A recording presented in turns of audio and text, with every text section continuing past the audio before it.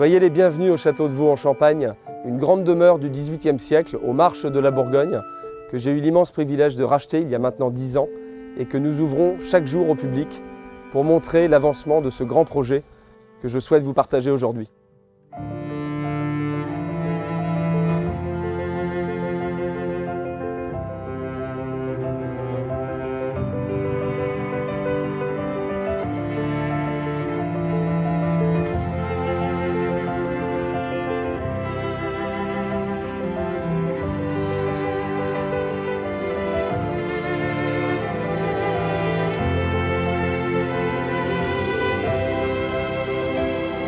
Aux prémices du projet, Vaux était un grand château encore abandonné depuis les années 30.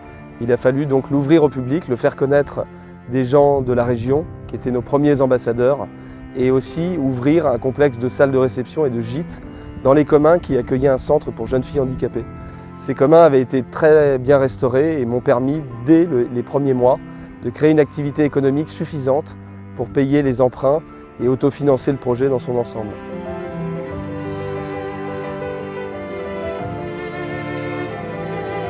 Quelques années plus tard, j'ai lancé donc l'important chantier où il a fallu restaurer les façades, les toitures et l'ensemble du clos et couvert sur ce château.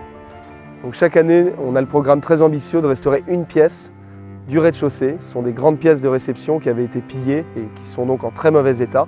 Et maintenant que tous les étais qui soutenaient ces niveaux ont disparu, on restaure du coup petit à petit ces boiseries et tous ces décors intérieurs qui ont disparu. Et c'est grâce à l'argent des visiteurs et à nos 20 000 entrées par an, nous pouvons sauver en parallèle du château tous ces intérieurs et ces décors qu'on essaie de ramener dans un goût d'autrefois, à cheval entre le XVIIIe et le XIXe siècle.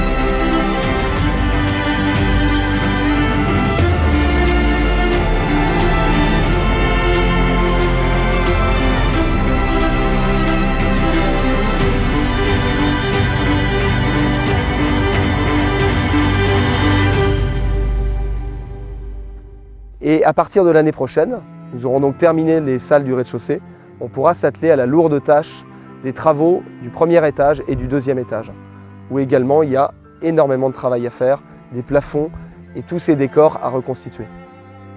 En rachetant ce château en 2015, j'ai pu aussi concrétiser un rêve d'enfant qui était celui de sauver un grand château endormi au milieu d'une forêt. Ce cadre forestier m'a particulièrement touché et je remercie pour ça toutes les personnes qui m'ont soutenu dans les moments difficiles, dans l'organisation des événements et dans le quotidien de ce grand projet.